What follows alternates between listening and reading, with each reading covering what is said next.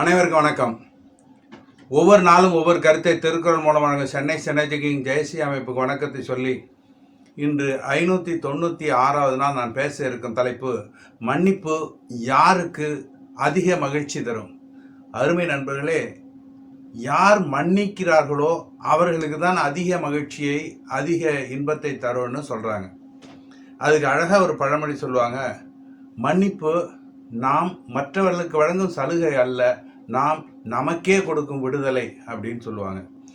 அப்போது அந்த மன்னிக்கிறவங்களும் மன்னிப்பை ஏற்றுக்கொள்கிறவங்களும் எப்படிப்பட்டவங்களாக இருப்பாங்க. ஒரு முறை நான் பணியில் இருக்கும்போது ஒரு நண்பரை கொஞ்சம் கோபமாக திட்டேன். ஆனால் அன்று இரவு எனக்கு தூக்கமே வரல. ஏன்னா அடுத்த நாள் அவர்கிட்ட போய் எப்படி பேச, தினமும் அவங்ககிட்ட தான் வேலை வாங்கணும், அவங்ககிட்ட தான் பேசணும். ஆனால் எனக்கு ஆச்சரியம் என்னென்னா, காலையில் முதல்ல என்னை பார்த்தவொடனே ரொம்ப மகிழ்ச்சியாக சிரிச்சுக்கிட்டே, சார் வணக்கம் சார் அப்படின்னு அவர் சொன்னார். எனக்கு அது ரொம்ப ஆச்சரியமாக போயிடுச்சு. அவர்கிட்ட கேட்கும்போது அவர் சொன்னார், என்னங்க நேற்று அவ்வளோ பிரச்சனையாச்சு, நீங்கள் சிரிச்சுக்கிட்டு வணக்கம் சொல்கிறீங்க அப்படின்னு. அது இன்னுமா நீங்கள் ஞாபகம் வச்சுருக்கீங்க, அதை நான் நேற்றே மறந்துட்டேன் அப்படின்னார். இப்படிப்பட்டவங்களும் இருக்காங்கன்னு நினைக்கும் போது எனக்கு ரொம்ப ஆச்சரியமாக இருந்தது. அதேமாதிரி சமீபத்தில் பேரனை கூட கோபமாக அவன் தப்பு செய்யாமே அவனை அடிச்சிட்டேன். அவனுக்கு ரொம்ப வருத்தம். அவங்க அப்பாட்ட போய் சொல்லிகிட்டு இருந்தான். அப்புறம் நான் யோசிச்சதுக்கப்புறம் தெரிஞ்சதுக்கப்புறம், கண்ணு மன்னிச்சுக்கோடா கண்ணு, தெரியாமல் அடிச்சிட்டேன் அப்படின்னு அவனுக்கு ரொம்ப மகிழ்ச்சி. இப்படி மன்னிக்கும் போது மன்னிப்பு கேட்குறவங்களுக்கும் மகிழ்ச்சி, அதை பெறுகிறவர்களுக்கும் மகிழ்ச்சி. காந்தி தன்னை சுட்டவனை கூட பழி வாங்கணும்னு சொல்ல, மன்னிக்கணும்னு தான் சொன்னார்.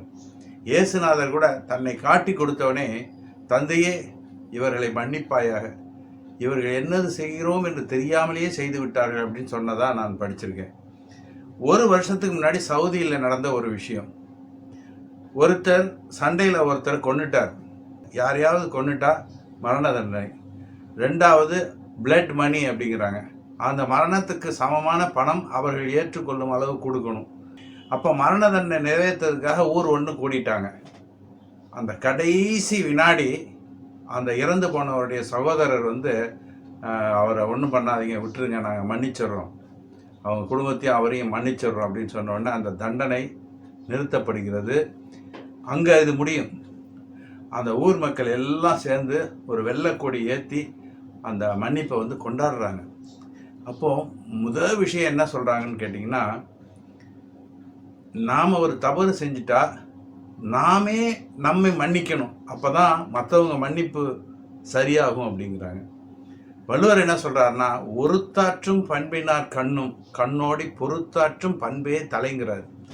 தண்டனைக்குரிய குற்றத்தை ஒருத்தர் செஞ்சிட்டா கூட அவரை மன்னித்து பொறுத்து கொள்வது மிக உயர்ந்த பண்பு அப்படிங்கிறார். ஆகவே நண்பர்களே, மன்னிப்பு மற்றவர்களுக்கும் மகிழ்ச்சியை தருகிறது, மன்னிக்கிறவர்களுக்கும் மகிழ்ச்சியை தருகிறது என்று சொல்லி விடைபெறுகிறேன். நன்றி, வணக்கம்.